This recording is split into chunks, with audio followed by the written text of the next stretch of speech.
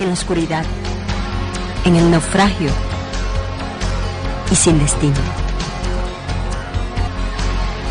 Andas buscando una palabra de iluminación. Esta palabra te dará luz en medio de la oscuridad.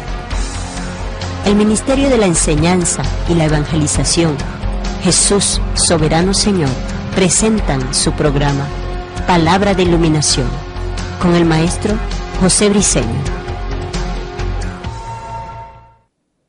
Ok, dame un aplauso, Señor, para recibir la palabra.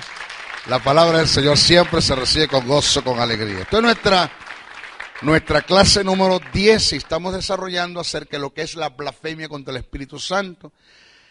Lo que me están viendo a través de la televisión, a través de YouTube, a través de internet, o de este video, póngase en el video número 9 acerca de lo que es la neumatología, para que usted pueda tener una hilación de pensamiento de lo que venimos hablando. Demostramos, explicamos qué es blasfemia, y eso lo desarrollamos. No nos podemos quedar mucho en ese tiempo. La blasfemia contra el Espíritu Santo, según el tópico que nos toca ahora, no es atribuida a la iglesia. La blasfemia contra el Espíritu Santo es un pecado, oído, que la iglesia no puede cometer, por ende, en contra del Espíritu, ya que la iglesia fue convencida de pecado.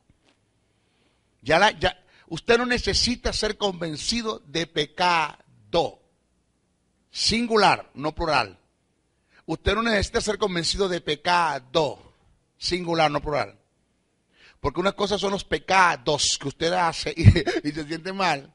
Y otra cosa es el estado de pecado en el que usted estaba, que ya fue convencido por el Espíritu, se le creó la necesidad de un Salvador, se le presentó el don de la salvación que es Cristo, el plan de salvación, aceptó usted el plan de salvación, usted fue salvo, ya usted no necesita ser convencido de pecado del Estado, ya usted fue convencido. Entonces, por eso es que la blasfemia contra el Espíritu Santo, la iglesia no lo puede cometer, es un pecado que la iglesia no puede cometer, porque la iglesia fue convencida de pecado. Ahora, según el testimonio de Pedro, según la primera carta de Pedro 4:14, el Espíritu Santo es blasfemado por el mundo, pero por la iglesia es glorificado. Eso lo dice el apóstol Pedro. El Espíritu por el mundo es blasfemado, pero por la iglesia es glorificado. Esto indica que se debe descartar por completo el atribuirle la posibilidad de la blasfemia contra el Espíritu Santo a la iglesia, y menos en la posición de salvación en la que la iglesia se encuentra. Señores, sucedió un caso en un estado, en una ciudad, en un pueblo acá en Venezuela. Llegué a ministrar una actividad y había una muchacha que la primera noche que yo llegué vi la necesidad que había en ella, sus ojos brillosos, su mirada caída, muy acongojada. Y ella, creo que por 2 o 3 oportunidades quiso acercarse a mí, más la comitiva que estaba llevando a cabo el evento no permitía que los conferencistas entraran a hablar con los feligreses. No era permitido por ellos. Te rodearon de decanes, te rodearon de gente que no aceptaban que te acercaras a la gente, cosas por las cuales yo no estoy de acuerdo. Yo creo que yo me debo a la gente. Una verdad paralela para que me agarré. Una verdad, yo estaba almorzando con José Rodríguez, con el Puma, y estaba mucha gente pidiendo el autógrafo en el Hotel Lido, el restaurante Lido, vaya la cuña, y estaba la gente pidiendo el autógrafo. Tuve que venir la gente del hotel a sacar a la gente porque dejaron comer al hombre. Los dueños, uno de los dueños del hotel, a sacar a la gente porque dejaron comer al hombre, dejaron consumir los alimentos porque lo atropellaron. Estábamos juntos. Y yo le pregunté, José Luis, ¿eso no te molesta a ti? Me dijo, no, porque yo me debo a ellos. O sea, yo soy lo que soy y estoy donde estoy porque ellos me llevaron a este lugar. Me dijo Dios, ¿agarraste eso? Sí, Señor. Nunca te debes cansar de la gente que se te va a acercar cuando te pongan en un lugar muy alto, porque tú te debes a ellos. Eso es importante entenderlo. No me dejaban acercar a la gente, pero como el Espíritu te conduce un poquito atrevido cuando terminé de ministrar, porque había como especie de un túnel en el púlpito donde salías y por ahí te metías y te sacaban al otro lado a la camioneta o al auto que te iba a llevar al restaurante, a comer o al hotel. Aquí no se te podía acercar a nadie. Mi atrevimiento fue que yo terminó todo, Dios le bendiga, hermano, Dios le guarde todo lo demás, y te entregué el micrófono y bajé por medio de la gente. Y dice, maestro, por ahí no, maestro, por favor, maestro, por ahí no. Digo, ¿por qué no? ¿Cuál es la causa? Bueno, maestro, que eso son reglas. Ok, yo quiero romper las reglas hoy, porque a mí me dice el Espíritu que la atienda ella. Y empezó a llorar la muchacha. Me la agarré, la llevé y la metí por el túnel conmigo. Vámonos. Cuando yo voy, tú vas. Punto. Me la llevé. Fue hasta conmigo al restaurante. Fuimos al hotel, nos sentamos y me contó algo que era necesario que escuchara. Digo, ¿qué te pasa? El Espíritu me ministró que tienes una necesidad. Digo, sí, maestro, tengo a mi madre prácticamente muriendo y entregada a la muerte. Digo, ¿por qué? ¿Qué pasó? Bueno, maestro, mi madre, en una ocasión había una hermana que, usted sabe, esas hermanas que siempre hablan las mismas lenguas, esas son lo que yo digo lenguas aprendidas, ¿no? Usted una vez lo escuché hablar de eso, que son lenguas aprendidas. Que cuando usted analiza lo que son el don de lengua, usted se va a dar cuenta que el don de lengua dice diversos géneros de lengua. El Espíritu Santo no tiene que hablar la misma lengua al mismo tiempo. O sea, el Espíritu Santo siempre que te va a usar en lengua, va a usar una lengua diferente. No sé si usted se entera de esa gente que habla la misma lengua todo el tiempo. Rabacanta, rabaconta, rabaquinda. Rabaconta, rabacanta, rabaquinda. Rabacanta, rabaconta, rabaquinda. Ra.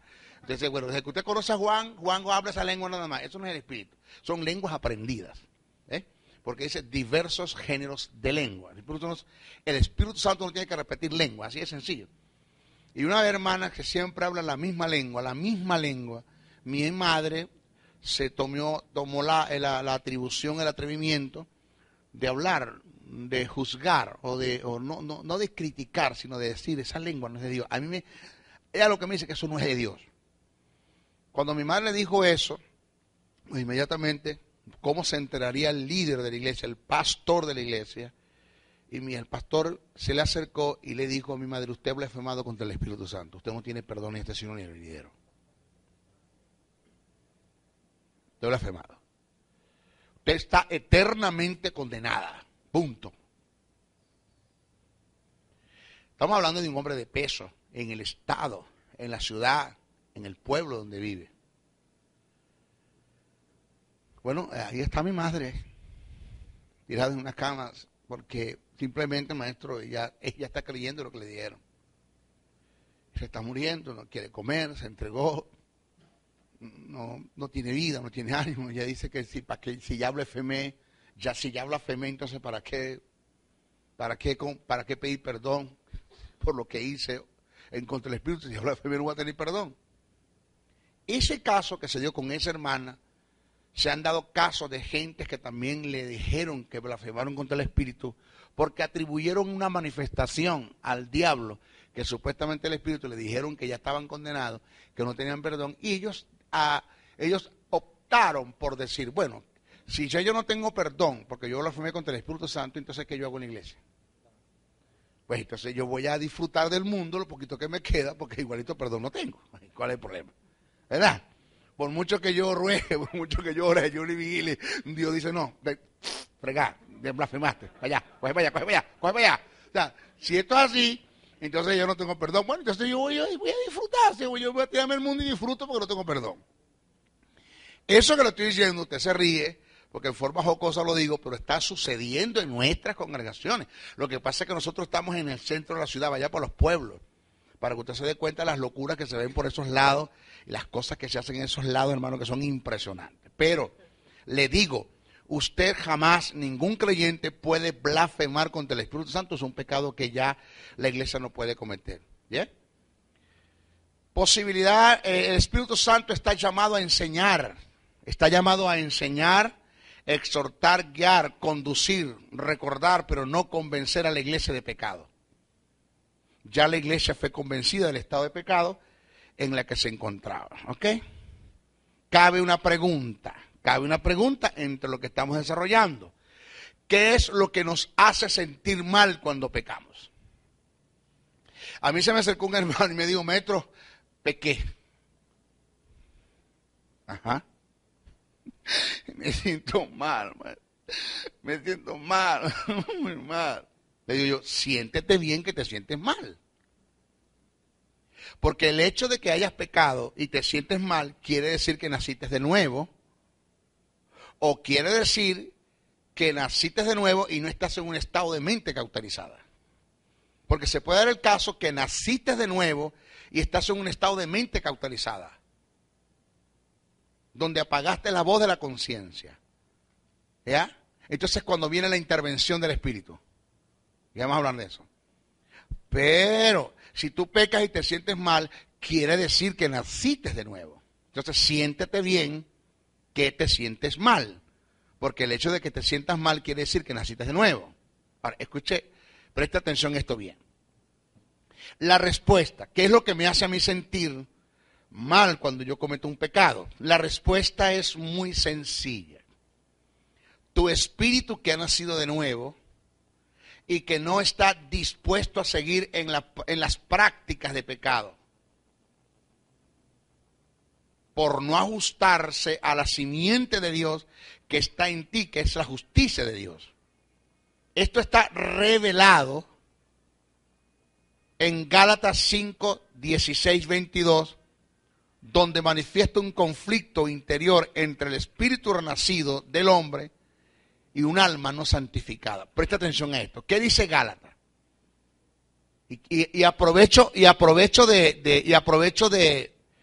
aclarar algo, por favor. Voy a aprovechar de aclarar algo.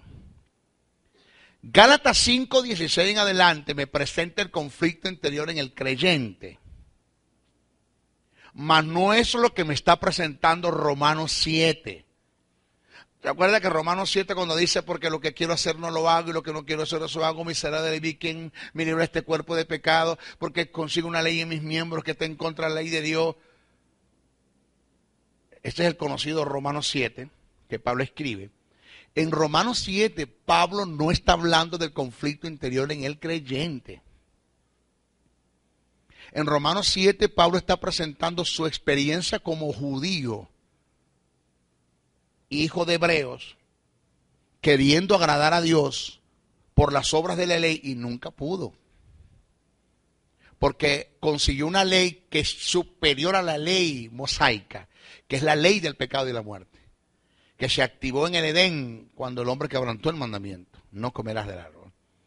Esa ley está en mí, es el estado de pecado, que esa ley es superior a la ley que Moisés recibió de Dios para los israelitas, para los hebreos, para los judíos, en cuales yo me encuentro entre ellos porque soy hijo de hebreos, aunque Pablo era un gentil porque nació en Tarso, en Cilicia, pero soy hijo de hebreo.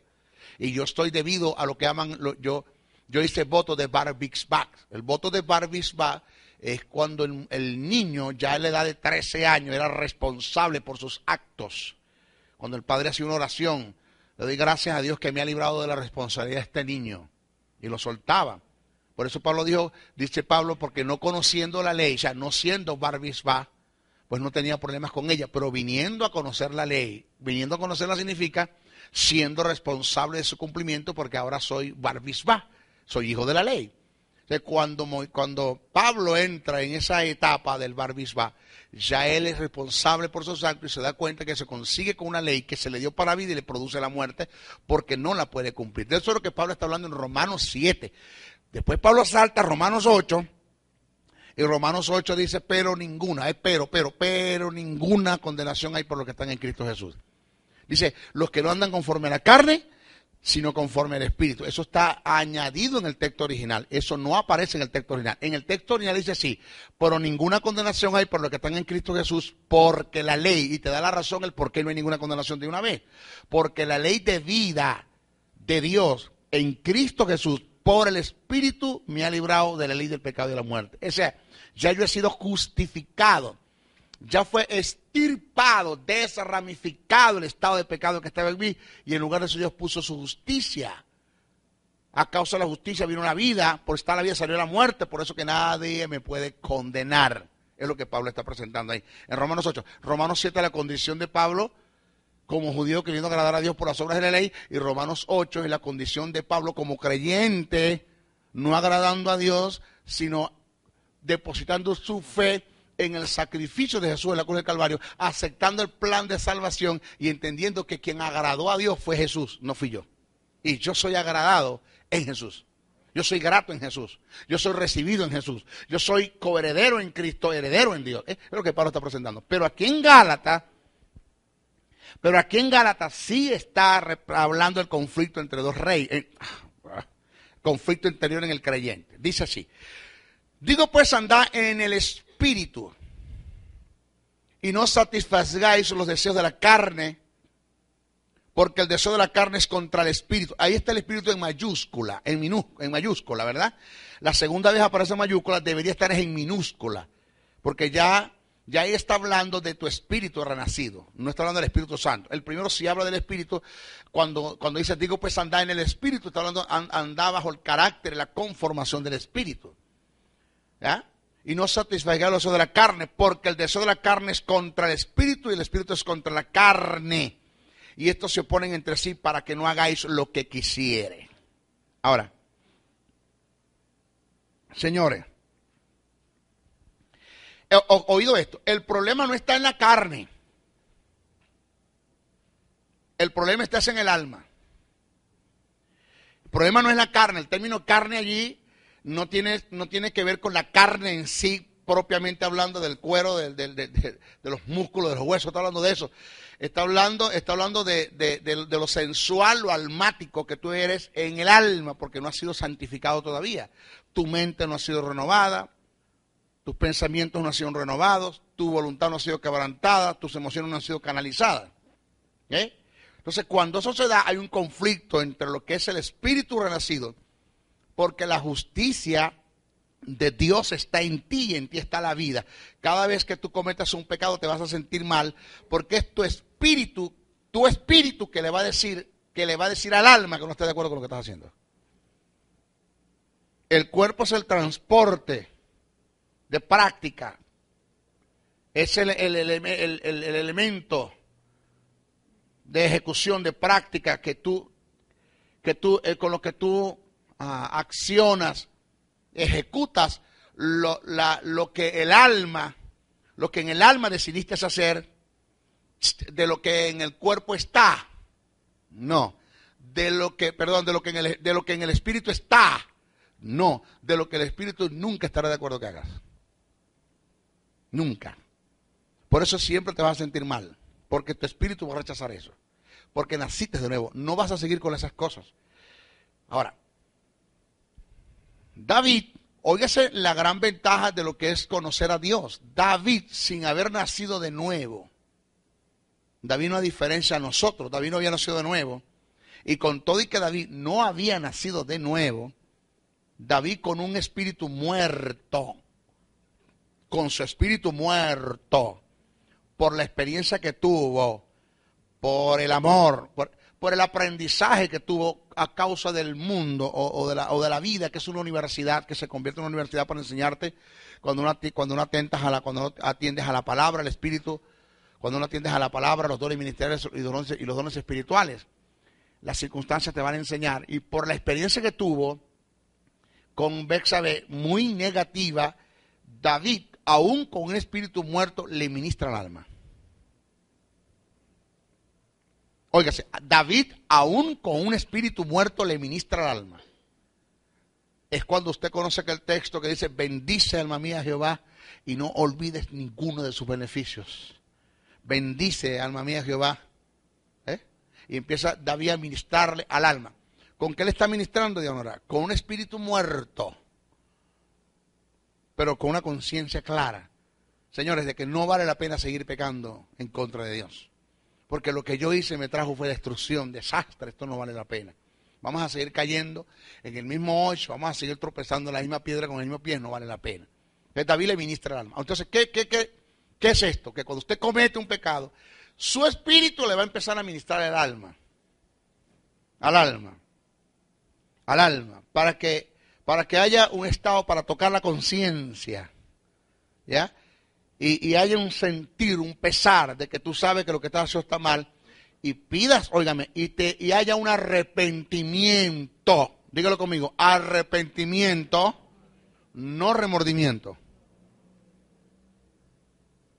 Y haya un arrepentimiento, porque el remordimiento te lleva a la muerte, el arrepentimiento a la vida.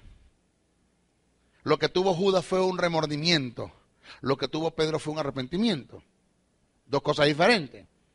Entonces, haya un arrepentimiento y tú te conduzcas ¿a qué? A volver a Dios.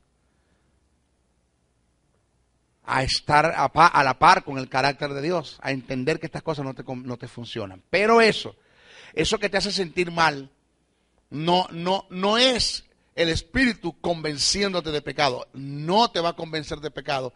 Es tu espíritu que le va a decir a tu alma la decisión que tomó para pecar y que no va a estar de acuerdo con lo que estás haciendo, con los pecados que estás haciendo. Ahora, puede llegar y se da el caso, oiga bien esto, presta atención, puede llegar y se puede dar el caso donde usted peque y no sienta nada. Eso indica que usted ha pasado por los estados de la mente.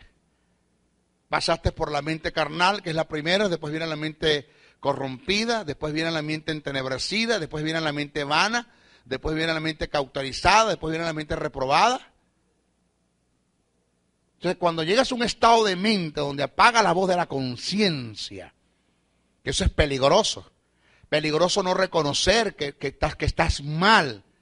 Peligroso cuando buscas formas de cómo justificar lo que hiciste, porque estás tratando de apagar la voz de la conciencia. Porque tu espíritu le ministra al alma, estás mal. Entonces, estás como tratando de apagar la voz de la conciencia, y eso te lleva como a esconder el pecado y a no sentirte mal con lo que estás haciendo hasta que llegas a un estado de mente donde ya el espíritu, donde ya tu espíritu no va a trabajar con tu alma. Entonces, cuando el Espíritu Santo viene a trabajar contigo. Pero se llega el caso en que ni siquiera, atención a esto, se llega el caso que ni siquiera el Espíritu Santo puede hacer la obra en ti de convencimiento de pecado, no, de inducirte a la verdad, de decirte que estás mal, de enseñarte, de redarguirte, de guiarte, y toda la obra del Espíritu en ti, haciendo eso, ni siquiera Él logra alcanzar el objetivo, oído, entonces eres rechazado por Dios. ¡Wow! Rechazado, que más adelante vamos a hablar de eso. Eres rechazado por Dios, entras en un estado de mente desaprobada por ser reprobado, pasaste a un estado de mente desaprobada, pasaste a un estado desaprobado y eres desaprobado por Dios, rechazado por Dios. Que es lo que Pablo dice cuando juzga el caso de inmoralidad, donde el hijastro se mete con la madrastra, con la mamá de su papá. Entonces, con la esposa de su papá, se mete y Pablo juzga el caso, y es tanto lo que lidiaron con el muchacho, que el muchacho no se dio. Entonces Pablo dijo, entréguenselo a Satanás, para que su cuerpo sea zarandeado, se destruya y se pierda, pero su espíritu sea salvo el día de la redención. Y se entregó. Ahora, escuche esto. Eso es grave. Eso es grave.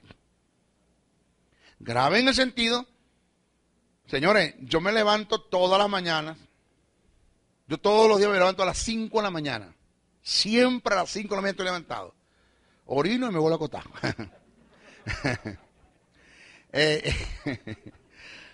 Cuando yo me levanto siempre en la mañana, yo me levanto con las perspectivas de una visión, de un propósito.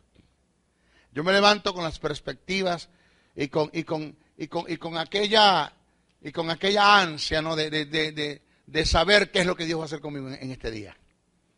Y quisiera saber el futuro, qué viene, porque yo vivo por tres cosas: vivo para Dios, vivo para mi hogar y vivo para el reino. Para esas tres cosas vivo yo: para Dios, para mi hogar y para el reino. ¿Ya? Y cuando hablamos de reino y hablamos de Dios, estamos hablando de visión. Entonces yo me centro en la visión. ¿Qué vendrá? Yo amo esto, yo amo mis escuelas, yo amo el plan de Dios en mi vida, yo vivo para esto. En otras palabras, yo sin esto no tengo vida. Yo para otra cosa no sirvo, yo sirvo es para esto. Entonces, el perder todas estas cosas y llegar a una mente cauterizada y ser rechazado por Dios y que yo me corrompa y me ensucie y mi cuerpo se deteriore por completo en el estado de pecado, en la droga, en la promiscuidad, en la homosexualidad, en la prostitución, en todo, para que mi espíritu se salve, eso de que el espíritu se salve, eso está bueno, pero no fue lo que Dios siempre quiso conmigo. No es lo que Dios quiere conmigo. Dios quiere que yo sea un hombre realizado. Dios quiere que yo sea un hombre que sea un hombre de honores, que sea un hombre de honor, que sea un hombre de respeto, que sea un espejo para el mundo cuando me vea, que sea un hombre de glamour, de clase, de excelencia, que sea un representante del reino, que vista bien, que coma bien, que duerma bien, que yo pueda ser la imagen de Dios en la tierra, que la gente pueda decir, ¿quién es ese? Eso es un sacerdote del Dios Altísimo, eso es lo que Dios quiere. Prosperarme cada día más, bendecirme, reflejar su gloria en mí, el tic de su gloria, lo poco que Él pueda reflejar de vida, su gloria es tan grande, de lo que Él pueda reflejar en mí, eso es lo que Dios quiere, ese es el objetivo de Dios. Lo que decía en la actividad el domingo, señores, el objetivo de Satanás es tentarme para detener el avance del reino en mí. El objetivo de Satanás es tentar a Jesús para detener la posibilidad o restarle la posibilidad a Dios que pueda establecer su reino en la tierra, pero el objetivo de Satanás es tentarme a mí es para detener el avance del reino en mí. Yo no voy a aceptar eso. Entonces, pero, cada vez que usted haga algo mal, ahora, escúcheme bien lo que le voy a decir. No quiere decir, oiga bien, wow, yo no sé cómo ministrar esto porque es que por ahí están, hermano, tirándome por internet como usted no tiene una idea.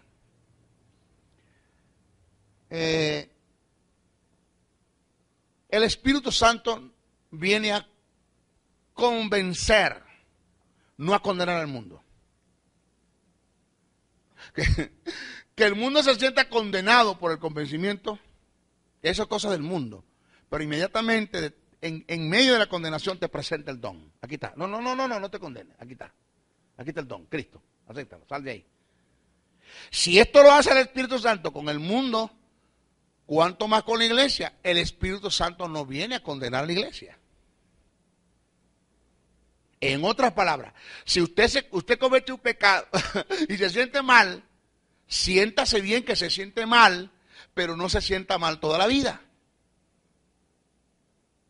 No lo tome light, como decir, pequé, me siento mal, perdón, ya no me siento mal. No estamos hablando de eso. Pero tampoco es que te vas a estar condenando toda la vida por un pecado que hiciste, recordándote, por ejemplo, por decir algo. No es fácil perdonar una infidelidad. Eso no es fácil. Una infidelidad, señores, no es fácil. De ambos bandos no es fácil. Pero sabe que es duro y difícil. Yo creo que estoy hablando con alguien allá en la televisión, en el video, en YouTube, internet. ¿Sabe que es difícil perdonar una infidelidad? Duro, pero es tu opción, es tu única opción. Dos cosas puedes hacer, divorciarte o perdonarlo. Pero no puedes estar con la cantaleta cada vez que ese hombre esté contigo, en la cama, en el lecho, que te esté haciendo el amor. Cuando estén ahí abrazados, le pegan. Así se lo hiciste a ella, ¿verdad? Ahí se lo hacías a ella, ¿verdad? Ahí se lo hacías a ella, ¿verdad? No, pues no, chico, no. Y todo el tiempo es una cantaleta. O lo perdonáis o te divorciáis. Dos cosas puedes hacer. Tú lo perdonas, Dios te respalda. Te divorcias, también te respalda. Porque dice a causa de fornicación, adulterio, pues deja a la mujer o deja al hombre. Es aborrecida, eso está bien.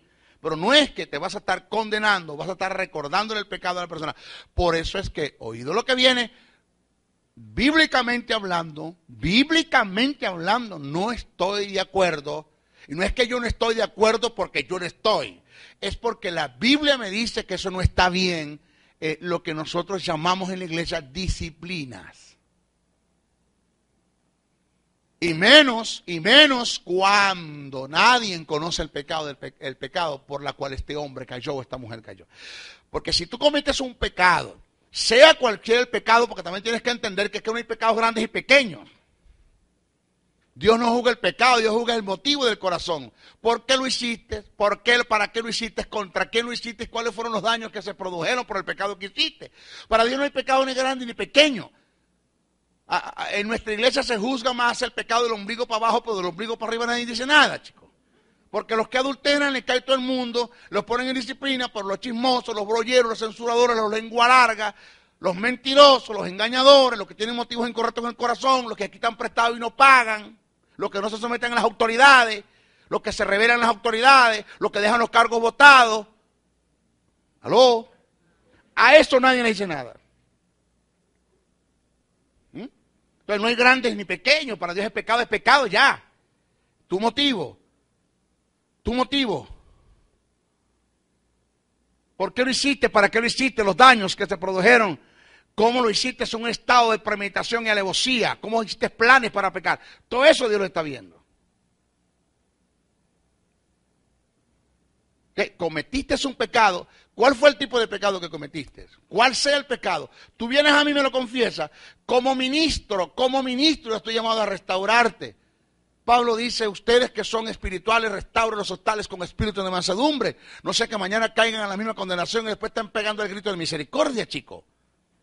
¿Por qué no restaurar a mi hermano? Porque yo tengo que decirle a la congregación un pecado que tú me vienes a confesar a mí, personal, a mí, me lo vienes a confesar. Yo soy tu pastor, yo debo tener ética ministerial, debo ser un hombre, debo ser una tumba en cuanto a confesiones, a nadie le debo decir, chico, se ha abierto un código procesal penal, policial, donde te rige y te dice y te afirma que nadie le puede sacar una confesión hecha a un sacerdote en el confesionario, así sea para juzgar, para condenar a una persona. ¿Sabes quién sabe toda la verdad? El cura de la esquina, porque él fue y se lo dijo, pero es que es un cura. Es un sacerdote, nosotros no podemos sacar una confesión que ese hombre le hicieron en un confesionario. Eso lo protege el Código Procesal Penal, lo protege Fiscalía, lo protege el Código Policial, no lo podemos hacer. ¿Y cómo hacemos? Bueno, no. Si fuera un pastor evangélico quizás se venda, por ejemplo. ¡Aló!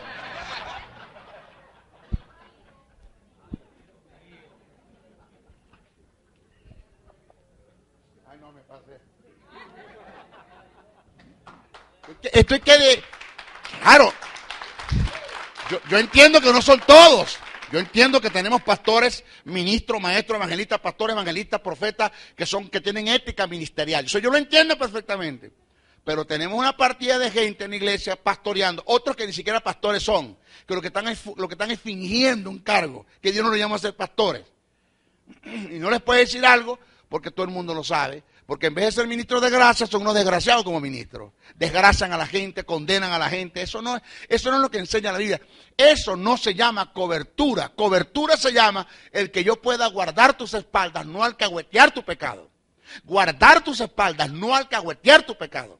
Si tú cometes un pecado y vienes a mí, yo te voy a confrontar, que fue lo que hizo el profeta con David. Que David lo escribió, ese problema de David. Pero fue el profeta en lo privado que le llegó a David. Y David lo escribió, ese es problema tuyo. Yo no dije nada, David, lo escribiste. Yo está bien, pero ese es mi problema que lo escribí. Pero de la boca del profeta no salió. Lo confrontó en privado. Samuel confronta a Saúl en privado. Yo voy a corregirte porque lo hiciste, con quien lo hiciste, ¿dónde fue eso?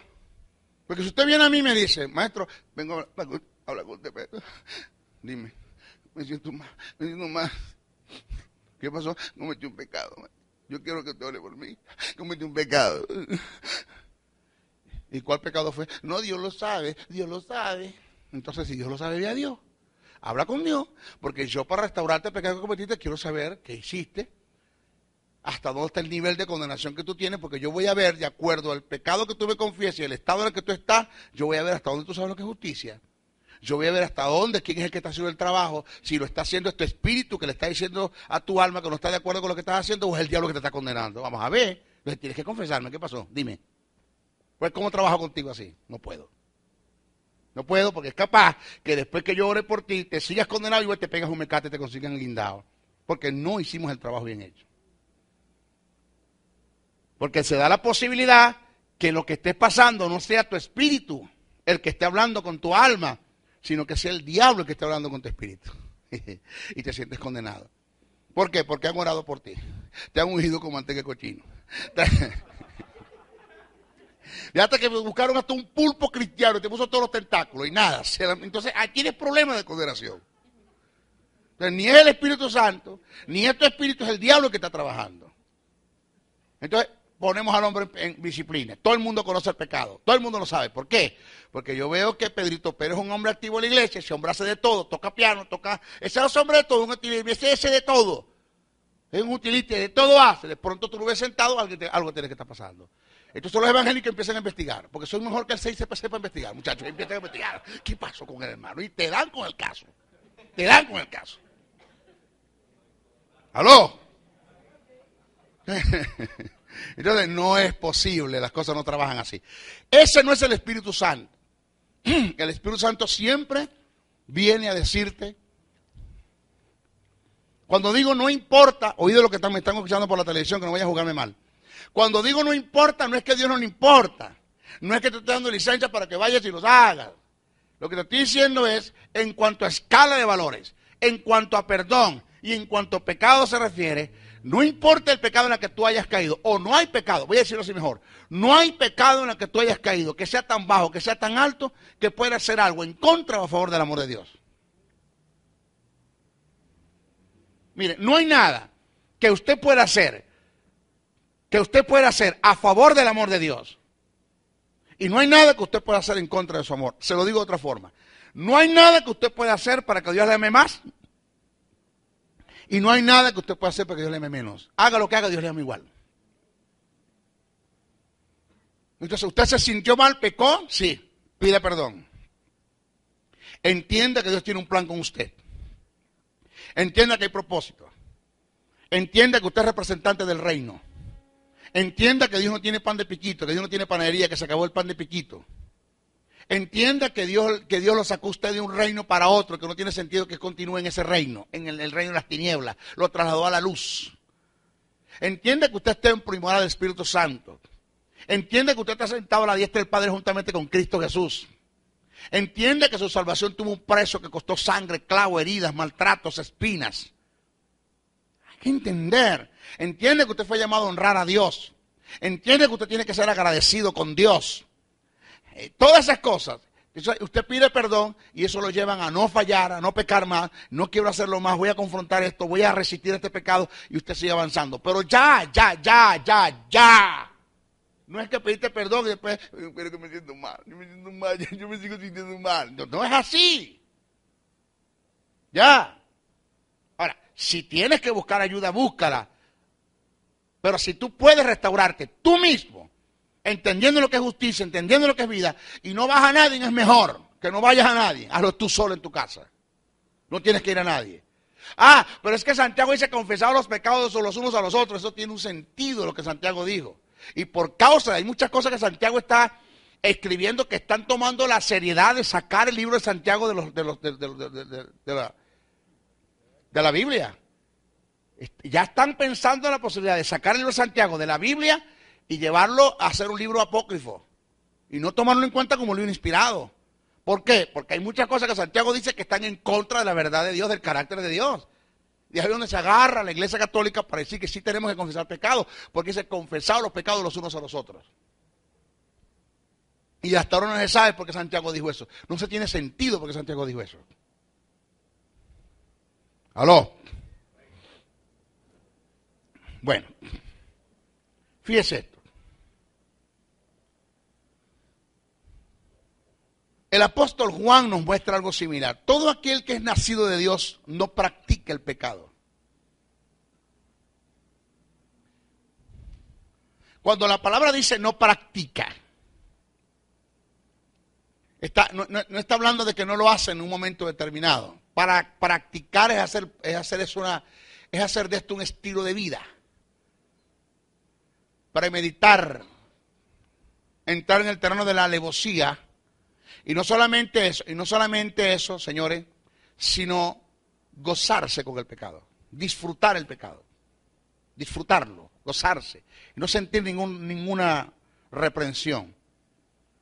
Dice, todo aquel que es nacido de Dios no practica el pecado, o sea, no se goza de él, porque la simiente de Dios, ¿cuál es la simiente de Dios? La vida, la justicia. que está en él. Porque la simiente de Dios permanece en él. Y no puede pecar, o sea, no se goza del pecado. Porque es nacido de Dios, ahí está. Porque es nacido de Dios, 1 de Juan 3:9. El sentido que le da Juan a la práctica de pecado tiene que ver con hacer de él un estilo de vida. De no, habría una contradicción con 1 de Juan 1:10 y 2:1 del mismo escritor, cuando dice, si decimos que no hemos pecado, le hacemos el mentiroso y su palabra no está en nosotros. Entonces, vamos a estar claros. O tú no pecas, o vas a decir que tú no has pecado. Tiene que tomarse el sentido del pensamiento, entender el pensamiento del que escribe. O sea, el sentido más claro, lo que Juan quiso decir fue, todo aquel que es nacido de Dios no se deleita en el pecado, porque la simiente de Dios está en él, y ha nacido para no pecar, ni hacer del pecado un estilo de vida, es lo que quiere decir el texto. ¿Usted pecó? Sí. ¿Se siente mal? Siéntese bien que se siente mal. Pero tiene que tener cuidado con las prácticas del pecado, con la reincidencia del pecado, porque lo va a llevar a un estado peligroso. Tiene que tener cuidado con eso. Entonces, por causa de la simiente de Dios, que está inherentemente en nosotros, que es la justicia de Dios, y la naturaleza de Dios, que es la vida, siempre que caigamos en el pecado fortuita o deliberadamente, vamos a sentir rechazo por él. Nunca nos ajustaremos a esa vida, ya que no hay compatibilidad entre el estado de justicia y el estado de pecado. La vida de Dios y la muerte satánica, a menos que hayamos apagado. O sea, no hay compatibilidad entre la justicia y el estado de pecado, ni la vida de Dios ni la muerte satánica. A menos que hayamos apagado la voz de la conciencia, cayendo en un estado de mente cauterizada, pasando a la reprobada, siendo rechazado, siendo desechado por Dios. ¿Qué es lo que decíamos ahora? O sea, fíjense lo importante que es entender estas cosas. Mis hijos, esto que les estoy enseñando se llama neumatología pura. Esto no lo enseñan en todas partes. Te hablan de blasfemia y te hablan inmediatamente que ya tú pecaste. Ya blasfemar es atribuir la obra de Dios al diablo. Ya estás listo, pecaste. No es lo que enseña la Biblia. Ahora, dice que el Espíritu Santo viene a convencer al mundo de pecado. Ya hablamos eso. Vamos a ver del convencimiento de justicia. ¿Qué tiene que ver con el convencimiento de justicia? ¿A qué se refiere Jesús cuando dijo él convencerá al mundo de pecado, de justicia y de juicio? ¿Qué es el convencimiento de justicia? Oído, el convencimiento de justicia tiene que ver con hacerle entender al condenado la obra triunfadora que obtuvo Jesús sobre el pecado por el cumplimiento de la ley y los mandamientos de Dios. Y así ofrecer la disponibilidad de la justicia a los que creen en él. Hacer entender que así como el pecado entró por un hombre a haber quebrantado el mandamiento de Dios, de la misma forma la justicia es posible a los hombres por la obediencia de uno que se sometió y fue obediente a las demandas de Dios. Dígame a eso, ay mamá. El único argumento que tenía el Espíritu Santo para convencer al mundo de la justicia inmaculada de Jesús era la resurrección de Cristo y su ascensión al cielo. Este es el sentido que le da primera carta, que le da Pablo cuando escribe a Timoteo en su primera carta 3:16, cuando dice justificado en el Espíritu, hablando de Jesús. Era la única forma en que Jesús fuese levantado de los muertos, que la justicia que había perdido, que había perdido por causa del estado de pecado y de condenación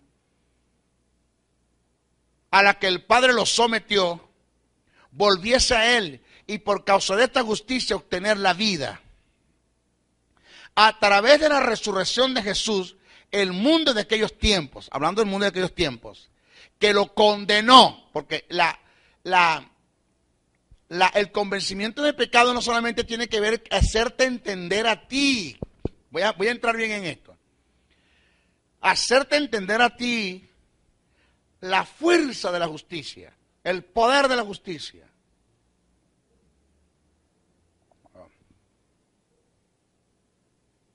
¿Cómo explico esto?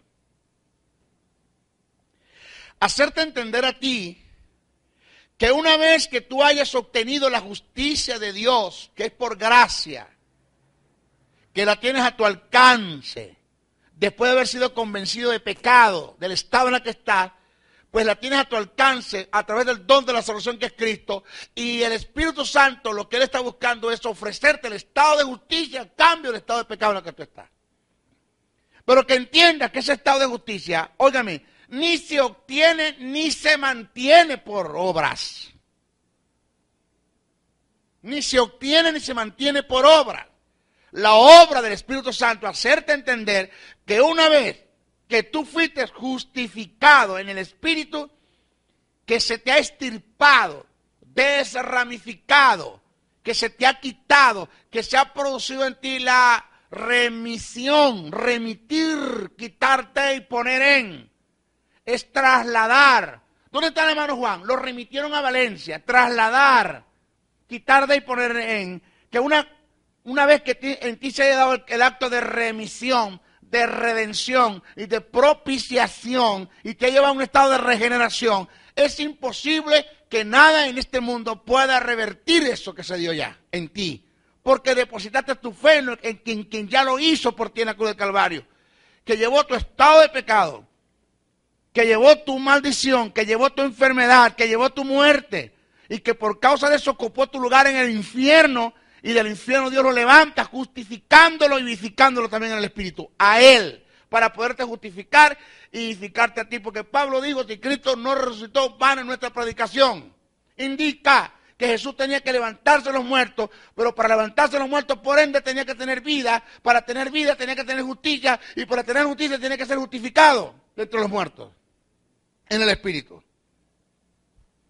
Si yo tengo que entender eso, lo que estamos hablando ahora, peco, me siento mal porque por el propósito, por el amor, por la honra, por el respeto, porque Dios me sacó de allá y me puso para acá y no me gusta que yo esté allá. Por tantas cosas me siento mal, pero no me siento mal en el sentido de que estoy pensando en el infierno, el gusano que nunca muere, el fuego que nunca se apaga. No es lo que me hace a mí pedir perdón. Porque no hay nada en este mundo que me pueda condenar. Una vez que yo he sido salvo, nada me puede condenar. Ninguna condenación hay por los que están en Cristo Jesús. Y el texto dice, los que no andan conforme a la carne, sino conforme al Espíritu, eso no está añadido en el texto original. Bueno, maestro, por la Biblia dice que si pecáramos voluntariamente, después de haber tenido conocimiento de la verdad, ya no queda más sacrificio por los pecados, sino una horrenda expectación de fuego de árbol que devora a los adversarios. Eso tiene un sentido escritural allí. Eso es quien está escribiendo es un judío a judíos que renunciaron a las prácticas de la ley por entrar en la verdad del Evangelio. Y cuando dice si pecáramos voluntariamente, el pecado voluntario del que está hablando el que escribe es volver otra vez a los sacrificios, volver otra vez a la ley, el que está escribiendo allí. Porque es una forma de pisotear la sangre del Cordero. Ya Cristo fue sacrificado, fue crucificado en la cruz del Calvario. Ya su sangre fue derramada. ¿Por qué vas a seguir sacrificando Cordero? ¿Vas a negar el sacrificio de Jesús? ¿Vas a pisotear la sangre del pacto? Pues tú eres loco. Es lo que quiere decir el que escribe. No tiene nada que ver con salvación. Lo que pasa es que hay muy poca gente que estudia. Cualquiera te tira lo que sea. Y como los evangélicos, la mayoría no saben Biblia. Vamos a estar claros. No saben, vamos a estar claros. El 90% de los evangélicos no estudian. Lo que hace es que leen la Biblia. Leer la Biblia es una cosa y estudiar es otra. La Biblia no es un libro de lectura. La Biblia es un libro de estudio. La Biblia se lee para estudiarla. Un hombre estaba predicando y un maestro estaba predicando y se levantó un feligrés y dijo, maestro, usted sí sabe. Y el maestro dijo, no es que yo sé que ustedes no saben nada.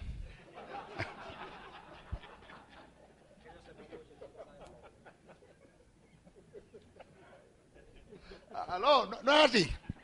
Porque si ustedes supieran lo que yo sé, pues ustedes yo no supiera nada. Porque como ustedes no saben nada, entonces yo sé mucho por ustedes. No lo digo por usted. Por allá soy por allá por los esquimales, por allá por aquellos lados. Aquí no pasa eso. Yo sé que ustedes saben mucho, gloria a Dios. Entonces, esa es la obra. La obra del Espíritu es porque no hace nada, mi linda. Vamos a estar claros, mamá. Mamita, el Espíritu Santo no hace nada con convencerte del estado de pecado de la que estás, presentarte al don de la salvación, aceptar a Cristo para que después te sientas condenado todo el tiempo. No tiene sentido. No tiene sentido. ¿Dónde está la fuerza de la justicia? Él te lo quiere hacer entender. ¿Sabes qué? Todo tu estado de pecado cayó sobre Jesús. Todos tus pecados, adulterio, fornicación, inmundicia, lascivia, idolatría. No. Tu estado de pecado, no estoy hablando de tus pecados, tu estado de pecado cayó sobre Jesús. Punto. Y ese estado de pecado lo condenó a él. Punto. Y ese estado de pecado le produjo la muerte a él. Punto. Si Jesús no muere espiritualmente, no puede morir físicamente. Lo que produce la muerte física en un ser humano es la muerte espiritual. Si la muerte espiritual no entra la muerte física. Lo que produjo la muerte física en Adán fue la muerte espiritual. Para que Jesús muriera físicamente, tenía que morir espiritualmente primero. No estoy diciendo que el espíritu de Jesús murió. No existe muerte, no hay aniquilación de espíritu. Ningún espíritu puede morir. Muerte espiritual es la palabra tanato, que significa separación. Que es donde Jesús dijo, ¿por qué me has desamparado? Tu estado de pecado produjo la muerte en él. Y él tuvo que ir al infierno, a la parte más baja de la tierra. Porque no sé si ustedes le han hablado de la doctrina del infierno. La Biblia presenta 3 infiernos: el Tártarus, el Hades o Seol, que es el mismo, o el Gehenna, Geinón o Valle de Linón. Son 3 infiernos que presenta la Biblia. El Tártaro, donde están los ángeles caídos, prisiones de oscuridad. El lago de fuego, el Gehenna, es donde van a ser lanzados. En los juicios finales van a ser lanzados todo el falso profeta. Es un lugar que no se sabe dónde está. No se sabe, geográficamente no se sabe dónde está. Pero el Hades o Seol, que es donde están en el centro de la tierra, según la Biblia, que se abrió la tierra y se los tragó a todos y fueron derechitos al Hades o al Seol. Ese lugar donde están los muertos que murieron sin Cristo y los que murieron bajo la ley o en pacto, en cobertura a Dios. Pero el Seol o Hades tiene 2 departamentos. Lo que llaman uno, el seno de Abraham, que es la parte superior, y tienes la parte inferior, que es la parte más baja de la tierra. Por eso no dice la parte baja, sino la parte más baja de la tierra.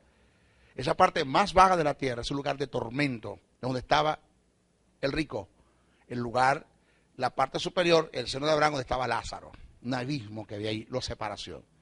¿Dónde fue Jesús? Jesús fue a la parte más baja de la tierra, a ocupar tu lugar, porque era el lugar que te corresponde a ti. Primero, llevó tu pecado, llevó tu muerte, por ende tiene que ocupar tu lugar. ¿Okay? Una vez que Jesús hace eso, Dios tiene que levantar a Cristo entre los muertos. ¿Por qué? Tenemos un Cristo matado, un Cristo morido, un Cristo muerto. O sea, Cristo que ¿cómo lo saco de allá ahora? Si Dios no levanta a Jesús entre los muertos, esto no tiene vida, Henry. Tuviésemos perdido, dice, van en nuestra predicación, fuésemos gentes de conmiseración. O sea, lo que damos es lástima, el que escribe dice. Entonces Dios habla con el Espíritu Santo. Porque es lo que dice la Biblia, que por el Espíritu fue levantado. Espíritu, dice el Espíritu Santo, dime, hay que levantar a Jesús entre los muertos. La profecía dice que son 3 días nomás que va a estar allá. Ajá, hay que levantarlo. Dice el Espíritu, no, yo voy allá a levantarlo, pero el diablo me va a pedir argumentos. ¿Con qué argumento yo lo levanto?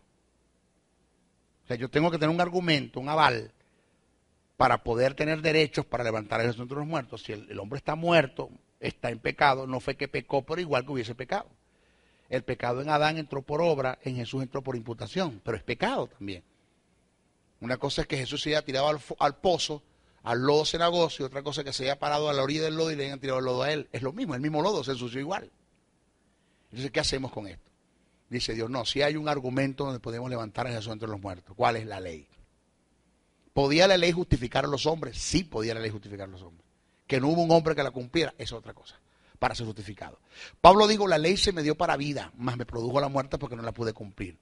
Pero si hay alguien que pueda cumplir la ley a perfección, no necesita a Cristo. Porque por la ley es justificado. pero no hubo quien la cumpliera. Uno solo la cumplió. Por eso es que yo admiro mucho a mi Jesús. Porque a Adán se le dio un mandamiento y se fue a tierra. A Jesús se dieron 613 mandamientos y los cumplió todos. Ahí, todo.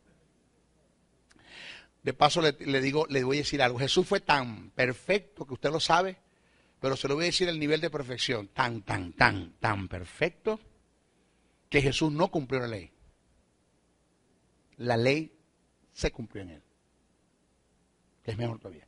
Cuando él leyó, digo, estas escrituras se han cumplido en mí. Ok. ¿Usted se acuerda cuando el joven le dijo a Jesús, maestro bueno? ¿Sí se acuerda con lo que ha leído la Biblia? Maestro bueno. Jesús le dijo, ¿por qué me llamas bueno si bueno es uno solo? Mi Padre que está en los cielos. ¿Por qué? Porque Jesús dice que ni siquiera él es bueno. Porque el término que utilizó el joven allí para hablar a Jesús como maestro bueno es la palabra impecable. Impecable no tiene nada que ver con lo limpio. Algo así, ay, ese piso sí está impecable. No está hablando de eso. Impecable es atribuido a quien no tiene relación con el pecado. Impecable, no tiene relación con el pecado. Lo que Jesús quiso decir es, ¿por qué me llamas impecable? Si el único impecable que hay en este mundo es mi Padre, ni siquiera yo voy a estar exento de eso porque yo voy a hacer una maldición por ti en la cruz del Calvario, chicos. El pecado va a quedar en mí. Yo voy a tener relación con el pecado también. Que no lo voy a hacer yo, pero me lo van a tirar a mí. ¿Qué hago? Hay que levantarnos de los muertos. ¿Qué va a usar Jesús? ¿Qué va a usar Dios? La ley. Porque aquel que cumplió la ley fue justificado por ella. ¿Quién fue? Jesucristo. Cuando el infierno tiembla, un demonio corre al diablo y dice, mira, el infierno está temblando. ¿Qué pasó? Se está levantando Jesús de Nazaret entre los muertos. El diablo corre a Dios y le dice, ¿por qué me está levantando Jesús entre los muertos? El que entra al infierno no sale. Y el que entra al cielo no sale. ¿Por qué me está levantando aquí dentro de los muertos? Dios le dice, ¿sabías que Jesús tiene un libro donde están anotadas todas sus obras, según Apocalipsis, porque él fue un ser humano, y que los seres humanos serán juzgados por sus obras que están escritas en los libros? ¿Sabías que él no escapa de eso? Que él no será juzgado, pero también tiene un libro de su récord mientras estuvo en la tierra. Sí, ya te lo voy a traer. Gabriel, tráeme el libro. Gabriel trae el libro, se lo da a Dios, y Dios se lo da al diablo. Búscame un pecado que él haya hecho, que esté escrito aquí, y te lo dejo en el infierno. Y el diablo empezó a buscar por todas las páginas, y en la última de la página consiguió un letrero que dice, y no halló pecado en él. Vas a tener que entregármelo. Eso yo lo tengo que entender. El Espíritu me va a enseñar esas cosas. Yo estoy convencido de la justicia que yo tengo. Estoy convencido que ningún pecado, que ninguna condenación, que nada me puede llevar al infierno. Así de sencillo, estoy convencido. Maestro, pero es que el que usted diga eso y la iglesia lo escuche, entonces los evangélicos se van a pecar. No queda uno en la iglesia. Bueno, el hecho de que yo diga que la salvación no se pierde, por decir algo, en un supuesto que no se pierda, aunque se pierda. Supongamos que la salvación no se pierda, o se pierda, y yo le digo a usted que se pierda, no perdiéndose, o perdiéndose, y usted se va a pecar, porque si yo le digo a usted que la salvación se pierde, aunque no se pierda, es la mejor forma de probar su fidelidad. Porque si después que yo le digo a usted que la salvación no se pierde, y le demuestro por la Biblia que la salvación no se pierde, usted se va a pecar, pues simple y llanamente, señor, usted es un mal cristiano. Usted lo que está manifestando es lo que siempre ha tenido en el corazón. Yo estoy escribiendo un libro que es el que más se va a vender en el mundo, que se llama ¿Cómo pecar sin que Dios se dé cuenta? Porque eso es lo que los evangélicos quieren, pecar sin que Dios se dé cuenta. ¡Wow! ¿Cómo es eso? Deme el libro, maestro, quiero pecar sin que Dios se dé cuenta. ¿Aló? Ahora, mire lo otro que viene. Ya por esa parte lo entendiste. Me convence de justicia, yo sé quién soy la justicia, nada me condena, para adelante, pero por eso no voy a irme al libertinaje. Vivo en libertad. En otras palabras, mis hijos, mire esto es una verdad. Mire esta verdad que voy a decir, lo que me están viendo ahora por la televisión, por internet, por el video. Oiga lo que le voy a decir. Cristo nos hace libre del pecado y en la iglesia nos hacen esclavos de la santidad. Porque la santidad que hay en la iglesia es una santidad, hermana, que lo que le está produciendo a usted es esclavitud. No vaya, no venga, no se quite, no se ponga, no se pinte, no se raspe, no haga. La santidad es una lista de cosas que tú tienes que hacer y cosas que no tienes que hacer en la iglesia. Porque nuestros ministerios, no todos, pero los hay, están viendo la salvación como una cota inicial que Dios pagó en Cristo en la cruz del Calvario, pero usted tiene que encargarse de los giros. Si usted no paga giro, usted no va para el cielo. ¡Aló! Cuando la Biblia dice que el pago fue completo. ¿A qué me huele eso? A libertad. Bueno, si esto es así, voy a pecar, entrate en libertinaje, vas a tener problemas. Vas a tener problemas. Porque eso no es el sentido que Pablo le da. Porque donde abunda el pecado, sobreabunda la gracia, dice Pablo. Pero por esto no vas a seguir pecando para que la gracia abunde. Pila. Lo digo por gracia. Lo digo para que seas libre, no para que entres en libertinaje. Diga, ay. Entonces, a través de la resurrección de Jesús, el mundo de aquellos tiempos que lo condenó, podría entender que a quien llevaron a la cruz era totalmente inocente y que solo por medio de él obtendrían la justicia de Dios y el perdón de sus pecados. Pablo dijo en primera carta a Corintios 15:14, si Cristo no resucitó, vana entonces nuestra predicación, vana es también vuestra fe.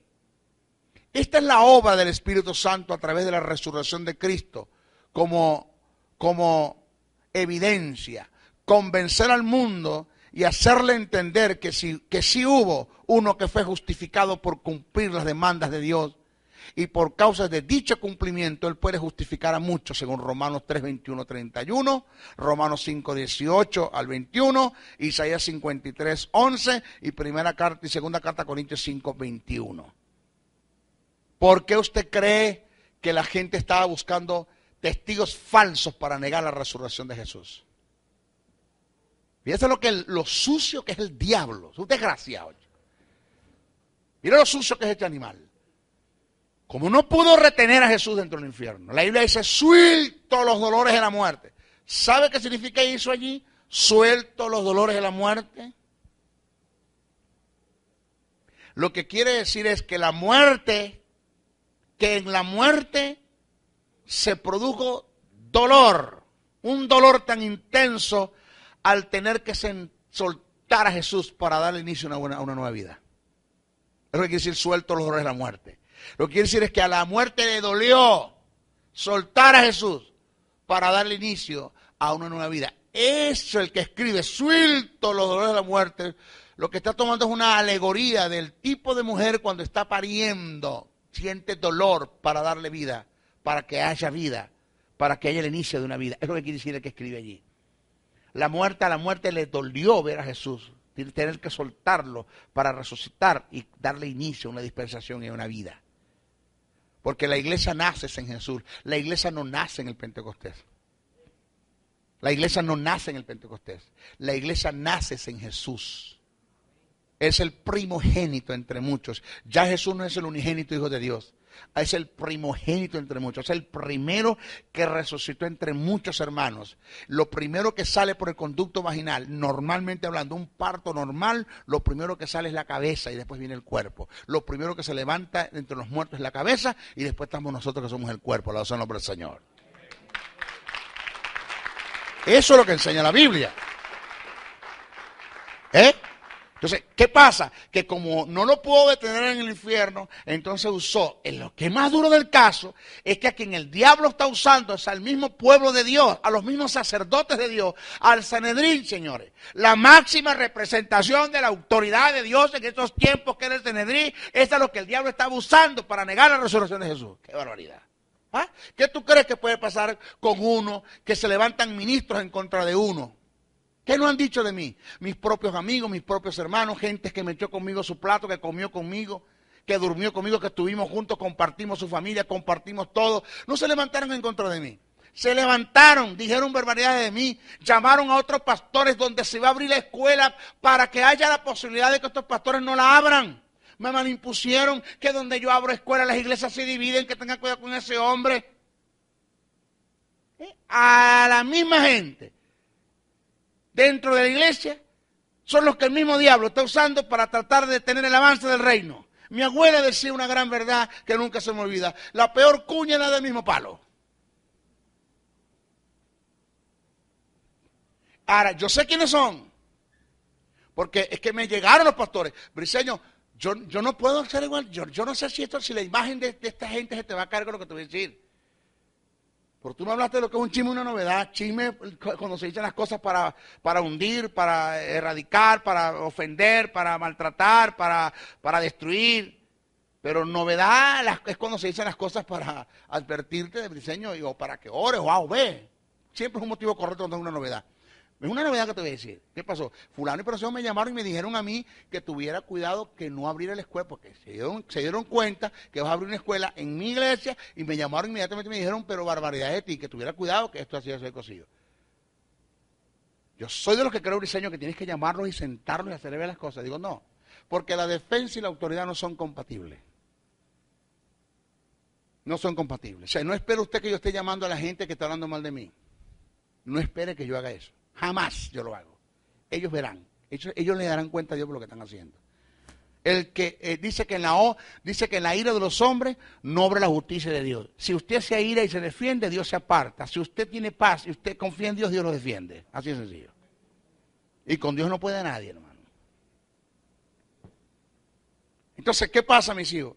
Que el Espíritu ya nos justificó y nos está convenciendo de la justicia y convenció ese mundo, de esos tiempos, con una tumba vacía, de que sí Jesús era el Mesías, de que sí era el Mesías. Del que el que llevaron a la cruz, uno de los primeros convencidos fue el soldado romano, el centurión, cuando dijo verdaderamente este es el Hijo de Dios. Convencido de pecado en la cruz. Convencido de pecado es el ladrón. Fue convencido de pecado en el momento. Y mucha gente que presenciaron la muerte de Jesús fueron convencidos de pecado, indiscutiblemente. Y lo último es que convencerá al mundo de juicio. ¿En qué consiste el